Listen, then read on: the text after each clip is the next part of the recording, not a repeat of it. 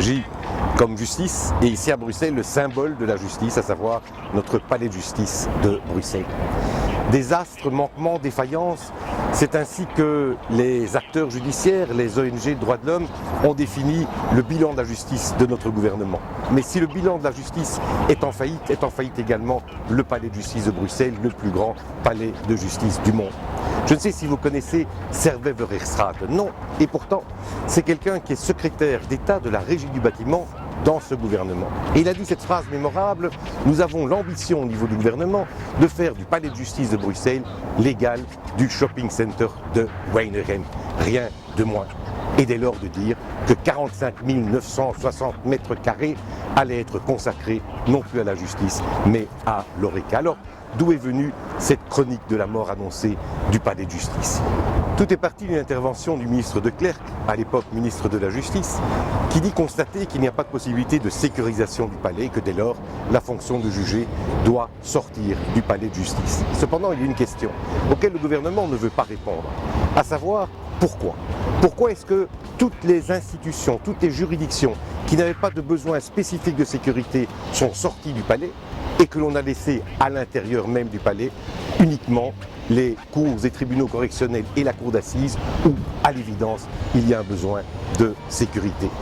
Si vous devez aller auprès d'une justice de paix, n'allez plus au palais. Avant, elle était au moins un. Maintenant, vous devez aller rue Ernest Allard, où sont les justices de paix de Bruxelles. Juste à côté, vous avez les tribunaux du travail et la cour du travail. Avant, il occupait l'ensemble du rez-de-chaussée du palais de justice. Un nouveau bâtiment leur est dédié. Et puis vous prenez la rue de la Régence, si vous avez des problèmes avec la police, là aussi n'allez pas au palais de justice. L'ensemble des tribunaux de police sont au 63 rue de la Régence.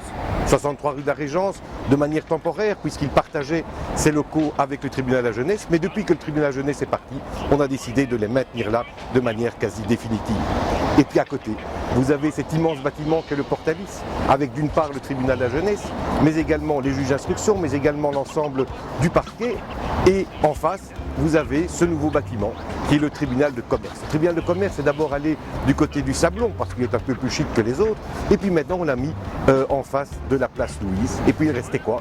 Mais il restait effectivement l'ensemble des tribunaux civils. Et là aussi on les a sortis du palais et on a construit ce qu'on appelle maintenant le Montesquieu.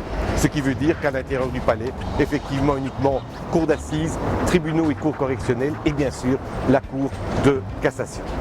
Alors, quelle est notre proposition? Cette proposition, elle est devenue une résolution puisqu'on l'a présentée au Parlement et elle a été accueillie à l'unanimité des parlementaires présents.